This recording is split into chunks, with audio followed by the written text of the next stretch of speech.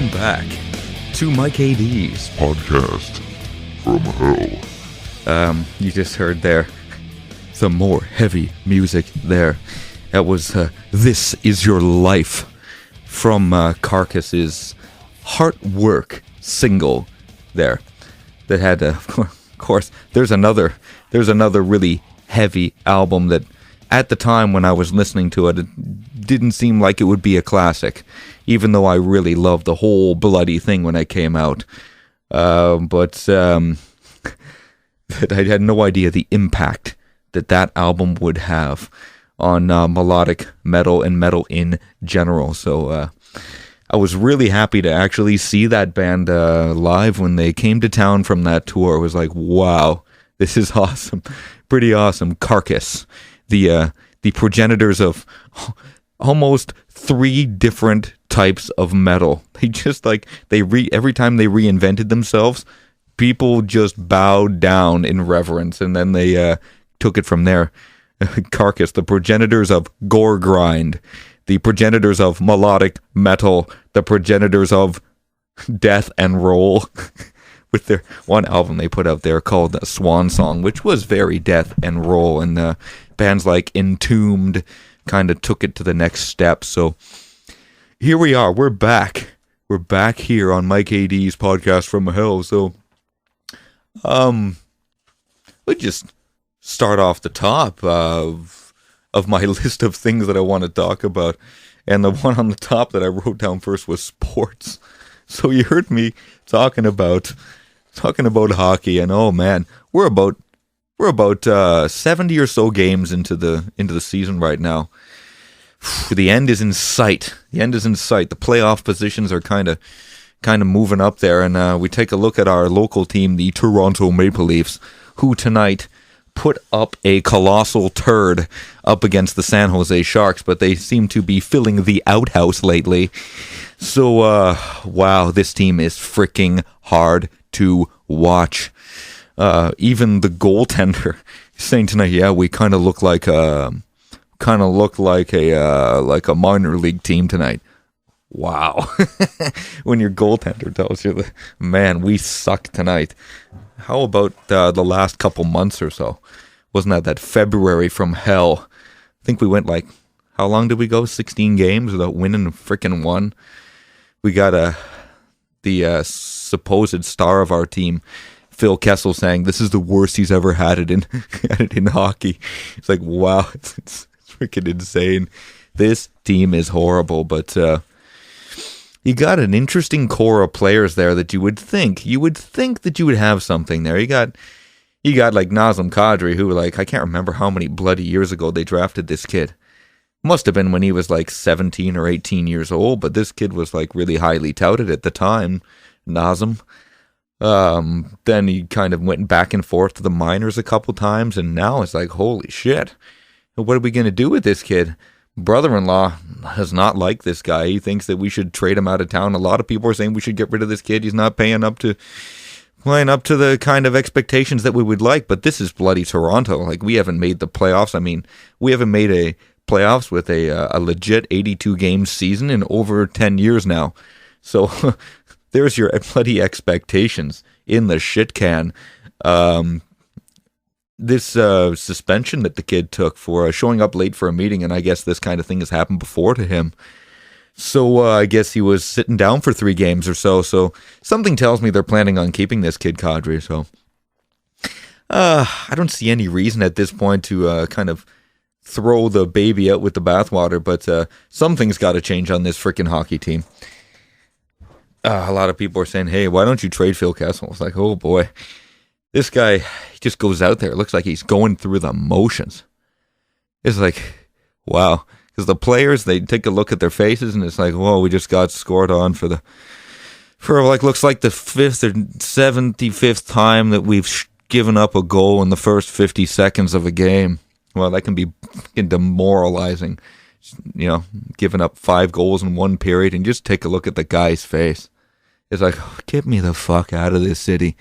Then the guy, of course, he goes to the media and says like, yeah, well, you guys are like smashing Dion Phaneuf, and I'm kind of tired of all the problems the guy's taking. He's the captain, and I'm really sick of seeing this thing like that. Buddy, he's the captain of the Toronto Maple Leafs, and I understand this city can be a freaking ridiculous cauldron of freaking madness. You wouldn't believe the number of people that owe their actual livelihood to the Toronto Maple Leafs, and the Maple Leafs are giving them fuel for frickin' fire because they suck ass this year. It is brutal. Everything looked like it was going well, and then here it is again. Here it is again, the freaking freight train going off the top of Mount Everest in a nuclear bomb every year. And it's people saying, it's the same players every year that have been on this team. And you take a look at the guys that have been on this team for the last 5 years or so. And you can't say that, can't blame them for putting the pieces together. You got Phil Kessel, who, granted, the guy scored between 35 and 40 goals, prorated, every year since he's been here. And how can you actually give up a player that scores 35 goals? And then you look at his deficiencies. He's got some defensive problems, but you didn't get him. You didn't trade for him for these things, but the minute you start looking at his problems, the more that it kind of becomes apparent what his deficiencies are.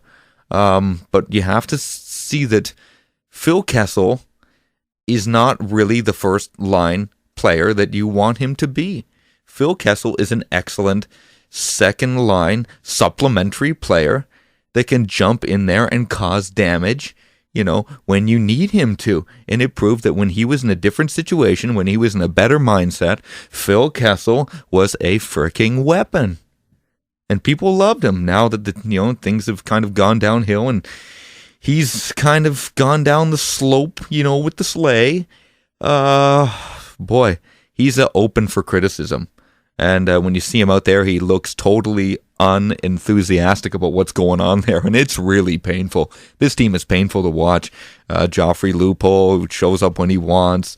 This one kid, what's his name? Morgan Riley? Wow. He's the one hell of a defenseman. He's got some skills, and I would not trade him at all. But the way the Toronto Maple Leafs have been the last little while, and just, look at him. Let's just put him out there. He's like the best player we have, so we'll put him out there. You know what happened the last couple of years? You had guys like Luke Shen. You had like young guys on this team in the 90s who you literally ruined because guess what? You didn't know how to develop your players. I mean, the scouting on this team is brutal. They want to fire the coach. They want to trade the players. But whose fault is it? You're going to blame the players? You can blame the effort. It's like, okay, you're a professional, you're getting paid $7 million a year, go out there and show us some freaking testosterone. But look who put this team together. Here's your GM that drafted these fucking guys. The guys that said, you should draft these guys. Those are the guys that should be fired, man. It's freaking brutal. You look at the teams. You look at the teams like Chicago, St. Louis, Detroit. Even in the years when they were winning, they were still stockpiling draft picks. But when they were winning the division every year by 25 points. They were ganging up on Columbus, St. Louis, and Chicago because those teams were crap. They were literally crap, which is why they got good draft picks and they had good drafting. And as a result, you see the improvement. But Detroit, they made the best of the draft picks that they have because they have good scouting for skill. If you want to do something, go to the Detroit organization and find out who it is that's making the picks, give them what fucking money that they want and bring them over here because I'm fucking sick and tired of these human pylons being brought into this city. And the media doesn't give them any fucking break. It's really painful because it's their livelihood. These 900 people that just, they just love to criticize. And, the Leafs are giving them fuel for fire by, pretty much, diarrhea on the ice every night now for the last couple months. Actually, for the last couple years or so. So when are we going to have a winner? When are we going to be, climbing up the CN Tower and pulling the frickin' thing down? destroying the city, because I honestly think, except for like the heart attacks and the strokes and the insanity, the people's absolute disbelief, it's going to be amazing for this city to win, because it's about time that we deserve a winner. But at the rate it's going to be a long frickin' time before we see anything worthwhile here in the city of Toronto. Right now, that's about all I'm going to say about the bloody Toronto Maple Leafs, because it's painful. Meanwhile, we actually got some other good teams, in this city. Hey, the Raptors, even though we started out pretty good this year, we hit a little bit of a bumpy spot, so we can't be losing to Charlotte. The Charlotte Hornets, or the Bobcats, or whatever it is that they want to be called this year. We can't be losing to that team that often and say that we're going to be a winner, because there's other good teams in the East. There's like the Cavaliers, who got good in a hurry, but look what they did. They got a pretty formidable team over there, and they're just getting on a roll over there. And when LeBron wants to win, LeBron can be pretty much unstoppable, believe me. We got the Chicago. Even without Rose, which I don't even know if that guy's going to play a complete season for the rest of his entire career. But, Chicago was always going to be a threat with with Gasol and so on. So Chicago was always going to be a threat in the East there. So, and then you have teams that you wouldn't think that were going to be a threat. But so far, these teams have been pretty freaking good. Like the Atlanta Hawks. Look at the freaking Atlanta Hawks. That team just came out of nowhere, and this team is kicking ass. So we'll see what happens in the playoffs, because as we know, it's not over till somebody hoists the trophy, as they say. So regular season means shite. So that's it for basketball in this city. I really honestly do hope that the Toronto Raptors do well. In the beginning of the year, we were beating a lot of teams, but we were beating the teams that we should win, and that's the hallmark of a good team. A team that consistently beat the teams that they should be beaten.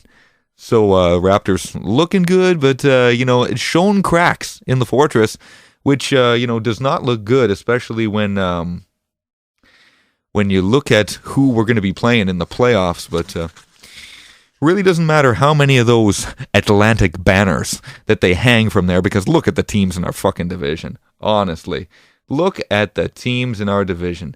You got Boston Celtics. Look at this, 7 games below 500. Brooklyn, 12 games below 500. Philadelphia 76ers, 16 wins on the season. New York Knicks. Holy crap, they're 27 games behind us. Should we be beating these teams? Hell yeah, but we got the weakest division in basketball. We should win something. Win something, man. But, hey, at least it's not like the division that the Toronto Blue Jays were in. We were in the worst division in baseball, mainly because we had the Boston Red Sox and the New York Yankees, the teams that wanted to shell out the money to win. And unfortunately, we were the third team, and when those two teams were on top, guess what? There wasn't as many wild cards as there were today. So last couple years, Anthopoulos was trying to put some really good players together, trying to make this team better, and guess what happens in spring training? We lose Stroman. What can you do? This team is absolutely cursed. But, there's like a few other teams that we got to beat, and we can just hope for the best. Stroman's not going to come back. But, good teams, the hallmark of a good team is a team that can rise past the injuries. So we'll see what happens. Maybe we might not win the division, but guess what? There's 3 wild cards? 3 wild cards now in baseball, so that's another thing. Let me just get on to baseball. And then I'll finish up with sports, and then I'll play some more heavy music for you. Excuse me. That's what happens when you love the butterscotch liqueur. This podcast, powered by this stuff. It is freaking amazing. I used to have a whole bottle here full of SoCo. My Southern Comfort used to be my alcohol of choice. Actually, my alcohol of choice used to be rum. And I used to be able to mix that, but man, my stomach did, kind of turned on that kind of stuff fast. Have a couple of those and it's like you get the gut rot starts. Just like whiskey. For some reason, does not go well. My buddy can drink that shit by the gallon, and I don't understand. I don't have the constitution. Call me a pussy, call me a wuss, whatever. I don't understand it, but I can't drink that shit. Another thing I can't drink is vodka. Oh my god. This stuff tastes like diesel fuel. And I don't know, maybe I have like sensitive taste buds or something, but cranberry and vodka, martinis. I have no desire to drink gasoline. I like my alcohol with taste, which is why I like, spiced rum. Some rum just tastes amazing. You mix it right, it's amazing. Me and my buddy, we were drinking grape soda with with rum. I did. He didn't. He has a constitution. Absolutely loaded fast.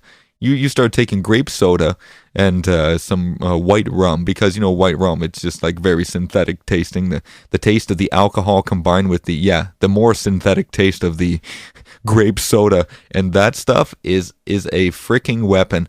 I was thinking about naming the bloody shit. What was I gonna name it?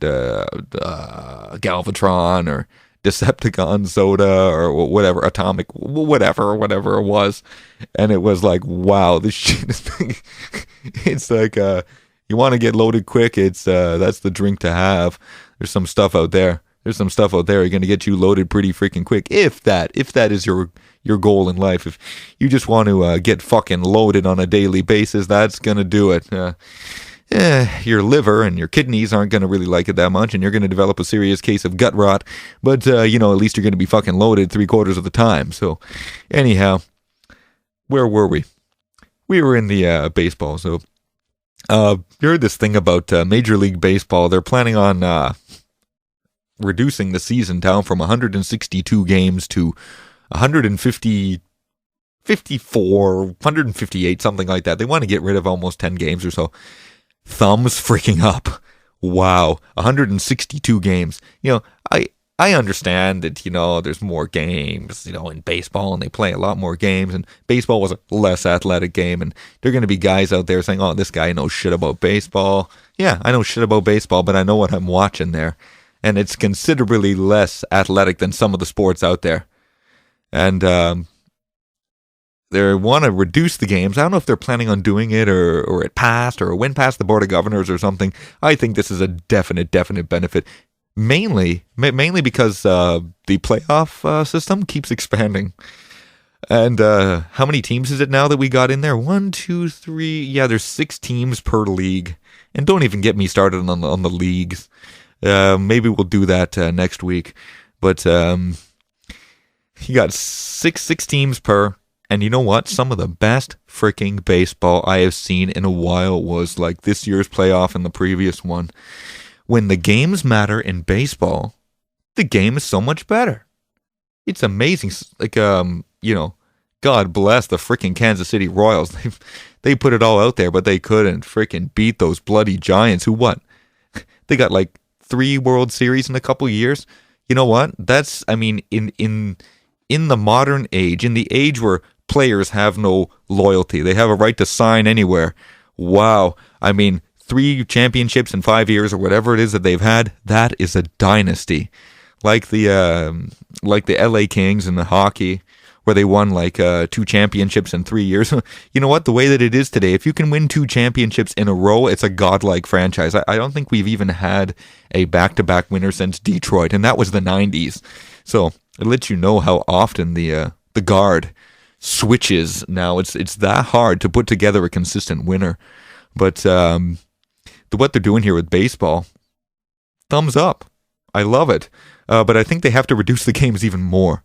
I think they got to reduce the games to about 100, 120, something like that, and expand the playoff system. Because if you had more of those one-game playoffs, say you had 8 teams qualify, then you had this nice bracket, and in the first round, it's all one-game playoffs. The second round is a one-game playoff, and when you get to the final 4, then maybe you might get to a 5 best of 5, and then the World Series is a best of 7. Wow, some of the quality of the baseball that I saw under duress when these players had to win was amazing. But honestly, when you're in game 1, 75 out of 162, are you going like, wow, this is like, oh fuck, we got a long way to go here. Are you putting it all in? Are you really, or are you just mailing it in? So that's just my feeling on that. Hey, in Toronto, we got a team here, the Toronto Rock. People forget about this team, the National Lacrosse League. We got a fucking winner in this city. The Blue Jays haven't won since, 93? The Toronto Maple Leafs haven't won in almost 50 years. Holy shit, the Rock have almost 5 or 6 championships since their inception. Since like about 15 years ago. Hey, that's pretty damn good. We got a winner in the city, and I think people ought to go out and see this shit. This team, the Rock, that is, they are for real. Although they're in a 9-game team league. They're in a 9-team league, and I understand. It's very, very difficult to trying to keep a alternative sports league together. The franchises move around a lot, but you know what? We pretty much won almost more championships than any other franchise in that league, and we've won consistently. And I think people ought to go out and check out this team because honestly, they put together a consistent winner. They win championships consistently. Hey, the trophy's a really big joke, but you know what? Fuck. Let's go Rock. They're fucking winning. Speaking of another team in this city in a 9-team league, holy shit, we got the Argos, who won the championship not too long ago with the 100th World Cup. And you know what? It's a 9-team league with 2 conferences. That's a joke. I mean, what's the point of a 4-team division and a 5-team division? I've heard this said before, where like people are saying, "Oh, it has to do with the regional rivalry." Regional rivalry? Regional rivalry. You got a team in Vancouver. You got a team in Edmonton and Calgary. If anything, that's a regional rivalry. You got a team in Saskatchewan where they got no other thing. They got nothing. Maybe they have like two universities, maybe 3, and a professional Canadian Football League team. That's all they have, and they worship that team, and God bless them. They fucking do. The fucking Riders, and Winnipeg, and another, at least they got the Jets back. And it proves that, yeah, holy shit, we got at least a little bit of a major league city there. We got an NHL team there. When we got a football team that they frickin' support, even though the last couple years that team has been pretty brutal to watch. But the Blue Bombers, holy shit.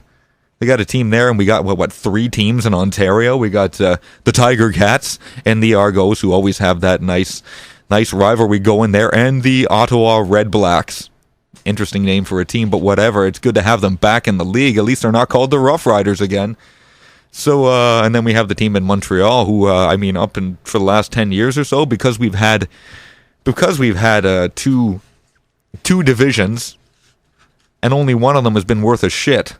The West, we pretty much the Alouettes have had a dynasty almost for the last 10 years in the East.